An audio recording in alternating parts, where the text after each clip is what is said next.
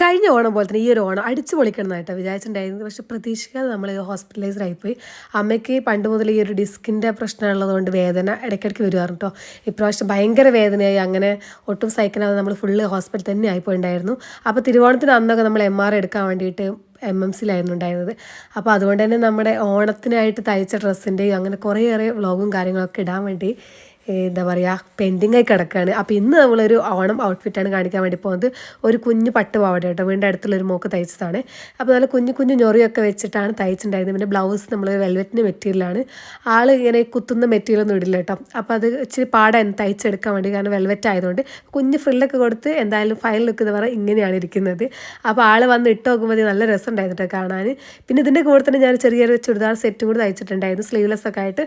അതെനിക്ക് ഭയങ്കരമായിട്ട് ഇഷ്ടപ്പെട്ടു ഇട്ട് കഴിഞ്ഞപ്പോൾ. ചെറുതായിട്ടൊരു കുടുക്കുണ്ടായിരുന്നു, ഞാൻ പിന്നെ ലൂസായി കൊടുത്തു കേട്ടോ. അപ്പോൾ നിങ്ങൾക്ക് ഇഷ്ടപ്പെട്ട താഴെ കമൻറ്റിൽ പറയാൻ മറക്കല്ലേ. അപ്പോൾ ഇത്രയുള്ളൂ. ടാറ്റാ.